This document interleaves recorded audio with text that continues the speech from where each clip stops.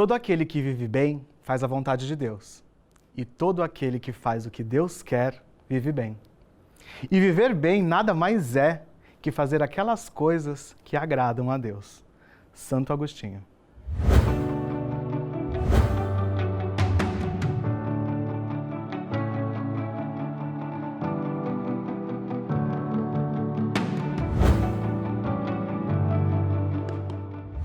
Existe o tempo de falar e o tempo de calar.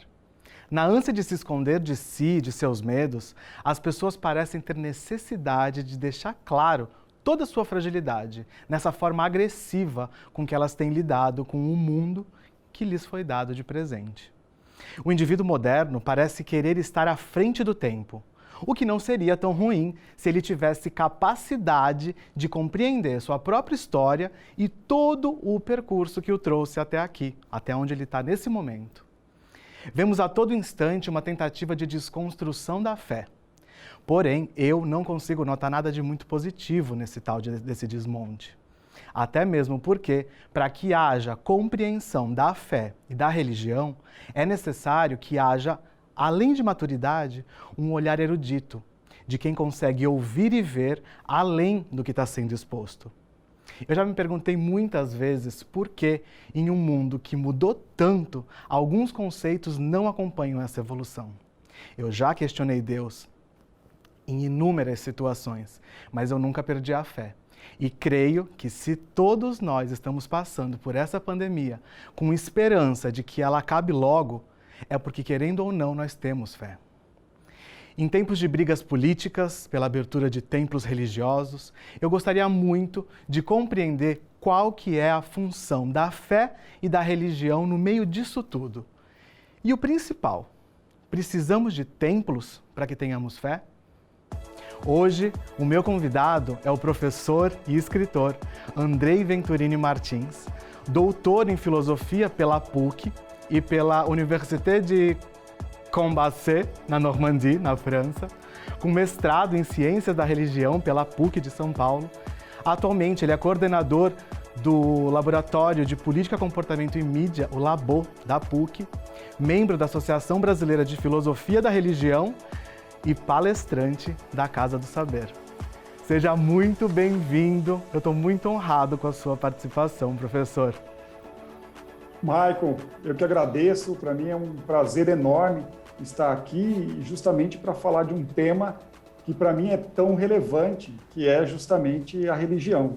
Nesse tempo que nós estamos vivendo, eu acho que a discussão sobre a religião fala muito da condição humana, fala muito do desejo humano de superar todas as dificuldades, todos os obstáculos que por vezes se manifestam diante do homem. Eu até vou sentar para conversar com você. Eu tive, antes de começar a gravação, uma conversa com as pessoas, né, falando qual que seria o assunto, porque eu acho que é importante a gente falar de fé e de religião nesse momento. E teve uma pergunta que me deixou curioso, eu gostaria muito de compartilhar com você, que é: se Deus é tão bom o tempo todo, por que a gente está vivendo uma pandemia, Andrei? Essa é uma boa pergunta. Essa é uma pergunta histórica, na verdade, né? Existe um texto que é um texto do Albert Camus, chamado A Peste. Veja, sim, esse é um texto sim, que, nesse momento, acho que seria de grande valia as pessoas enfrentarem. E é interessante, Michael, porque lá pelas tantas, tem um padre chamado Panelot, e ele faz um discurso na missa dizendo o seguinte: Deus mandou a peste, e Deus mandou a peste porque o homem é pecador. Então, o homem está sofrendo, né, uma punição daquilo que ele fez. Bom, esse foi o primeiro discurso do padre Panelot. Porém, o padre Panelot, ele contempla uma cena marcante nessa obra, que é a morte de uma criança. Uma criancinha bem pequena, um jovem, mais precisamente o filho de um juiz. E essa criança, ela sofre muito, né, até falecer da peste. E aí, este padre, ele fica impressionado. É interessante, porque parece que acontece com um padre uma espécie de conversão, uma nova conversão. E que conversão é essa? Olha, nós podemos, sem dúvida nenhuma, fazer essa leitura de que Deus mandou a peste porque o homem é pecador. Mas entre a humanidade estão as crianças. Então, como dizer que Deus condena uma criança inocente? Seria injusto. E aí o padre continua com esse problema, mas Deus, se ele é todo-poderoso, ele permitiu a peste. Então, como entender o mal sobre os ombros de uma criança inocente? E aí ele diz, olha, nós estamos diante do mistério, nós estamos diante do deserto. Eu lembro que na sua fala, você disse logo no início, eu já passei por momentos de reflexão, momentos que eu coloquei, de alguma forma, questões para Deus. Veja, esse é um momento de deserto. Este deserto é um espaço que o homem de fé precisa percorrer. Eu costumo dizer o seguinte, esse espaço ele é marcado justamente pelo mal. O mal é um deserto pelo qual o homem de fé precisa percorrer.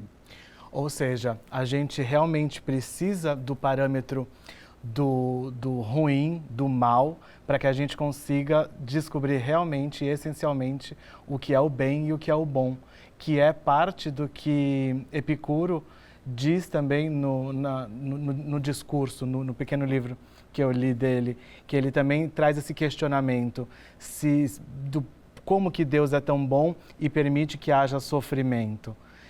E na leitura, eu pelo menos tenho o entendimento de que ele, quando traz esse questionamento, dentro do que você falou, é justamente para que a gente consiga compreender o bem e o bom.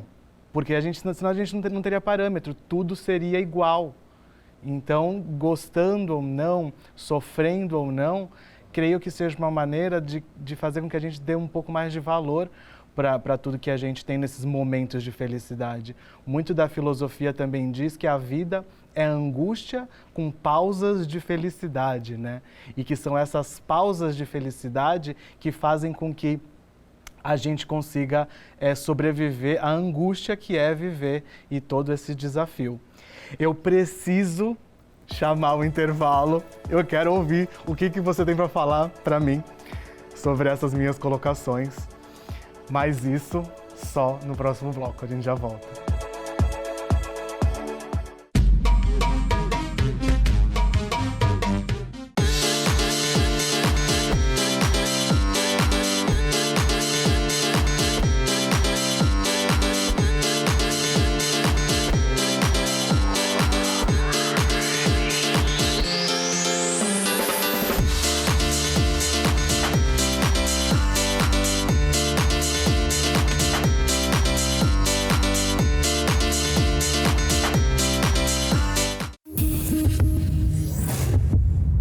Você sabia que a Invista Inteligência Imobiliária é líder de mercado na compra e venda de apartamentos usados em Santos?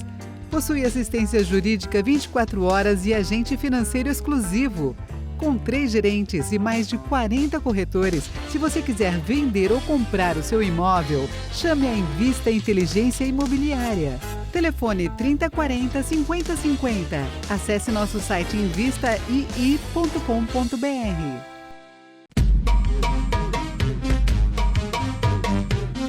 Voltamos! Hoje a nossa conversa é sobre religião com o professor Andrei Venturini e eu fiz uma colocação sobre um texto de Epicuro, complementando a sua explicação sobre se Deus é bom o tempo inteiro, por que vivemos a pandemia? E eu errei alguma coisa, dei um deslize aí, Andrei, ou está certo esse meu entendimento da Cartas para a Felicidade de Epicuro?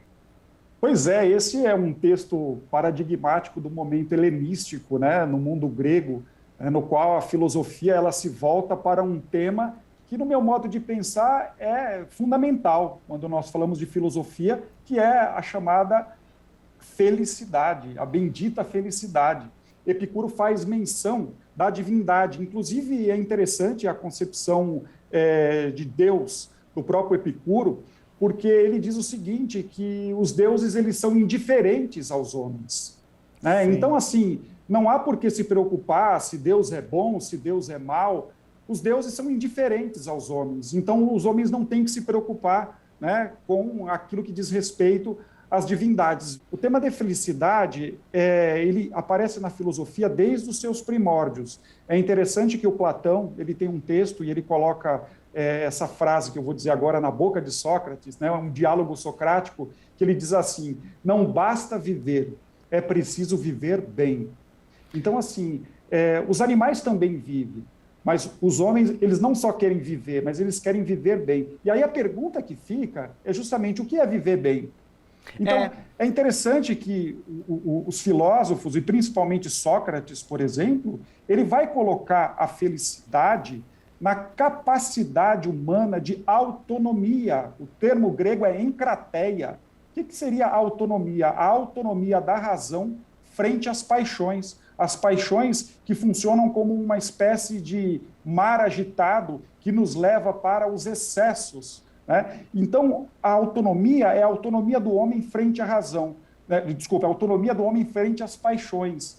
E quando o homem realiza isso, ele é livre. E aí sim, o caminho está aberto para a vida feliz, que é uma vida pautada pela razão, uma vida pautada pelos valores que o intelecto é capaz de conceber. Se nós avançamos um pouquinho mais na história da filosofia, nós veremos autores como o próprio Santo Agostinho dizendo que todos os homens buscam a felicidade. E se nós avançamos um pouquinho mais para o século XVII, por exemplo, nós vamos encontrar o filósofo francês Blaise Pascal dizendo que todos os homens buscam a felicidade, até mesmo aqueles que vão se enforcar. Então, veja, a felicidade continua a ser um tema da história da filosofia. É a capacidade de realizar, né? É a capacidade de olhar para trás e ver que você conseguiu escrever uma história. E outro dia ouvi até uma pastora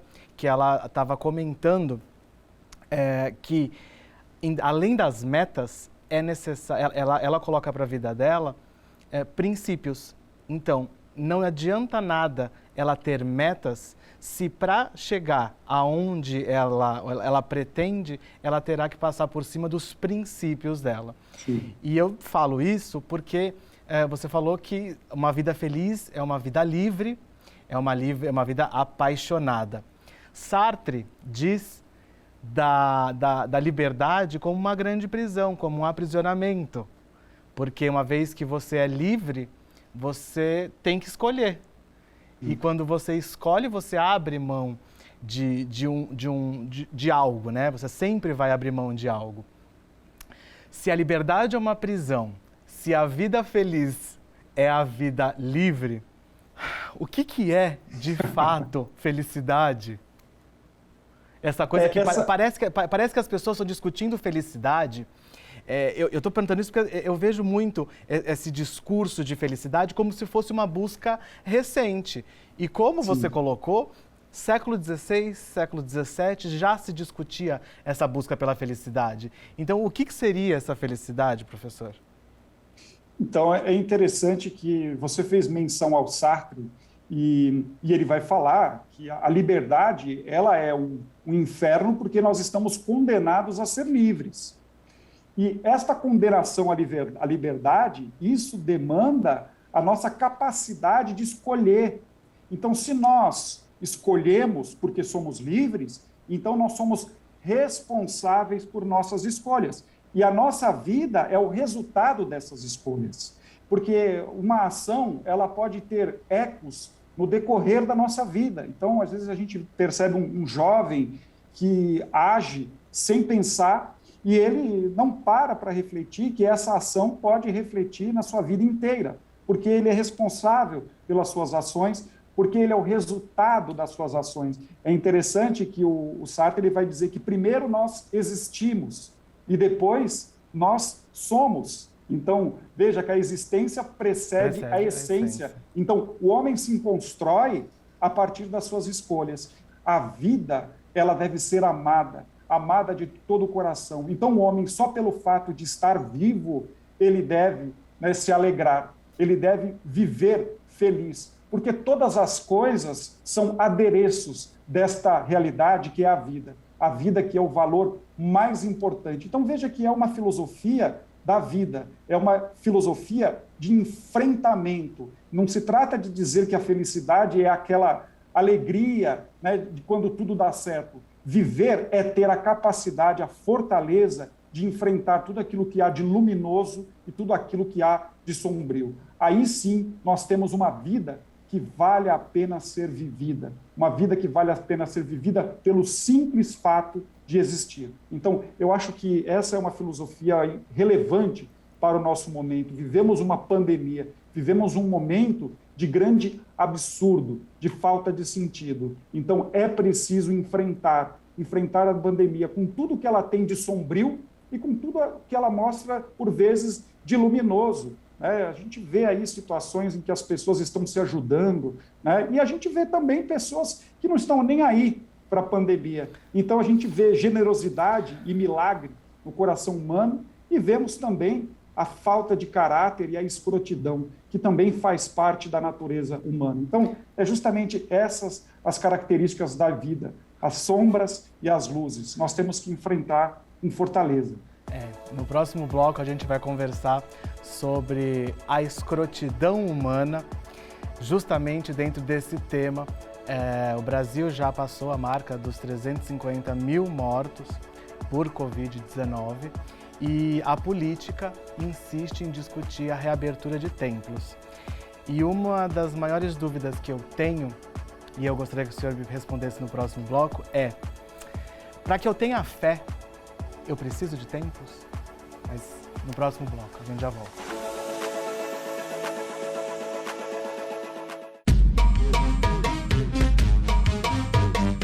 Muita gente acha que 2020 simplesmente não existiu. Mas aqui no Célula Mater, o ano foi um dos mais intensos. A gente precisou entender o momento para se adaptar, transformar, evoluir. Tudo novo com o objetivo de sempre preservar a vida. E pode escrever, para 2021, a nossa dedicação só não será maior do que a certeza de continuarmos ao seu lado. Já faz um ano que a vida mudou. Alguns estão distantes por amor.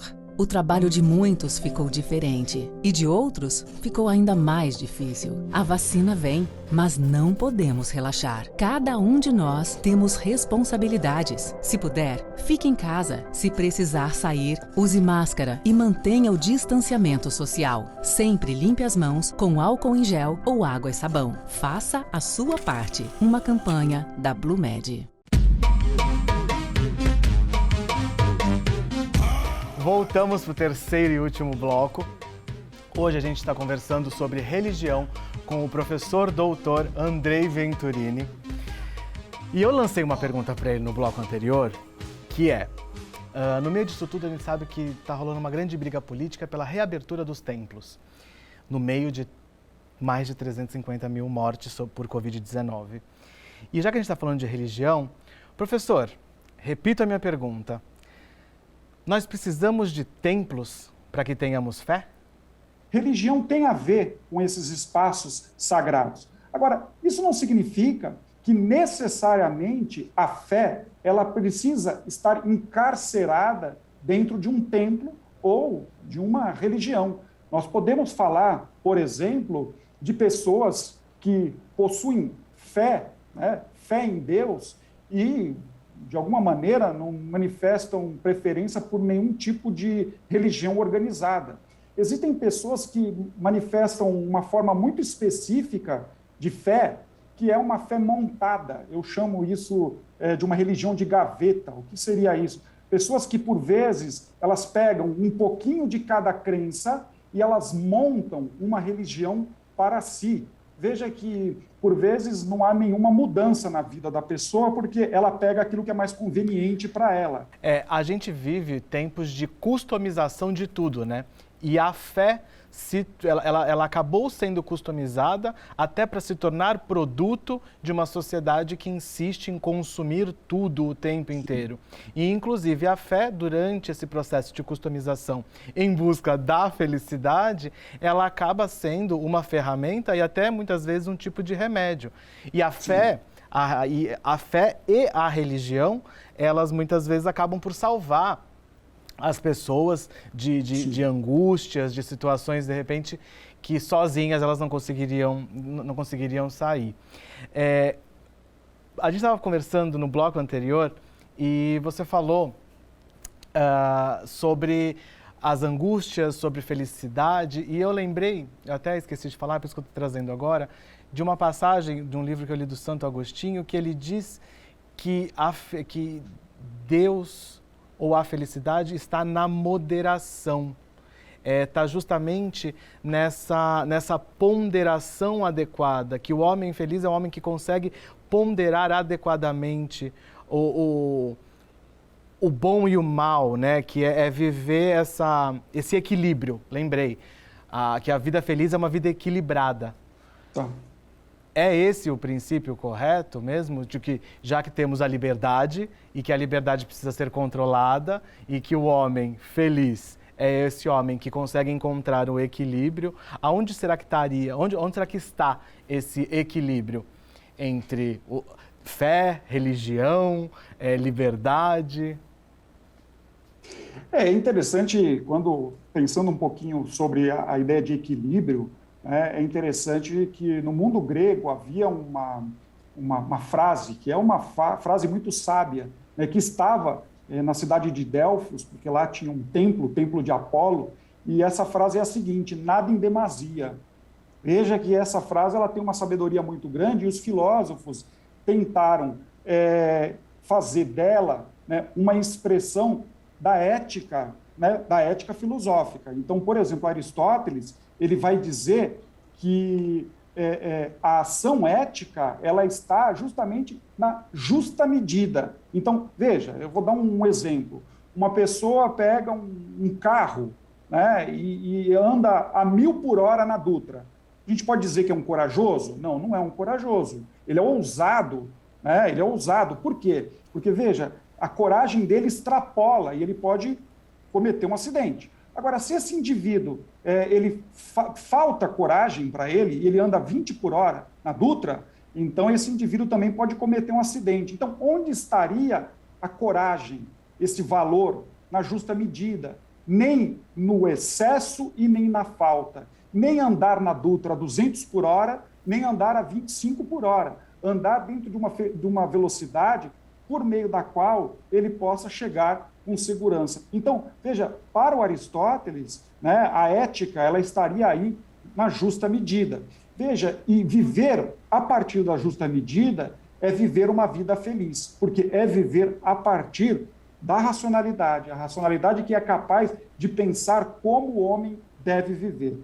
Agora, quando nós apresentamos essa discussão, e você traz muito bem, como é que fica a religião, liberdade, principalmente nesse momento que nós estamos vivendo, um momento de pandemia, e aí com a questão justamente da liberdade de culto, então as pessoas têm liberdade para ir para as igrejas, a Constituição diz que tem liberdade, mas veja, se neste momento todas as pessoas fizerem questão de ir, vir e ficar, ou seja, tomar para si todos os direitos que a Constituição lhe dá, nós teremos uma pandemia triplicada. Triplicada. Por quê? Porque se todo mundo resolver sair na rua, né, e viver a sua vida tranquilamente, como se nada tivesse acontecendo, indo nas igrejas e se relacionando e tendo proximidade, veja que os mais prejudicados com isso é o próprio povo brasileiro. Nós vemos inúmeras denominações em que as pessoas elas querem ir para a igreja, né, os pastores, por vezes, forçando a barra para que isso aconteça. Lembrar que muitos pastores têm uma bancada fortíssima, né, no Congresso Nacional, e a gente sabe que tem 2 motivos para isso. Primeiro, quando a igreja não funciona, né, a conta bancária diminui, né? E depois, né, quando a igreja não funciona, o fiel, por vezes, fica irritado porque ele quer ir na igreja, e aí sim, quando você tem políticos, né, que atendem essa demanda desses fiéis, de alguma maneira a população, pelo menos parte dela, acredita que esses políticos estão falando em nome delas. Então, veja que aí nós temos dinheiro e política de péssima categoria coordenando, né, esse problema, que é algo que se nós não tomarmos cuidado, nós continuaremos na lama. O Camus, na obra A Peste, que eu já mencionei há pouco, ele diz o seguinte, que a brutalidade ela é insistente. E falando justamente da pandemia. A pandemia ela é violenta, a peste é violenta e ela é insistente. Então nós temos que tomar cuidado para que não sejamos mais um agente da peste. Com certeza. Professor, eu poderia ficar aqui, acho que mais alguns dias ouvindo o senhor falar. Obrigado. Muito obrigado mesmo por essa conversa. Tenho certeza que esse tipo de diálogo ele precisa acontecer mais vezes. Nosso espaço está sempre aberto, inclusive, para isso. Muito obrigado mesmo por ter dedicado esse tempo aqui a essa conversa comigo. E eu tenho uma frase para terminar o nosso programa de hoje, do Santo Agostinho. Até aproveitando esse assunto que a gente falou agora há pouco sobre equilíbrio, né? E a frase diz o seguinte: a fortuna, mesmo sendo grande, é secundária, pois aqueles a quem a fortuna domina, a esses mesmos ela transforma em secundários. Muito obrigado e até semana que vem.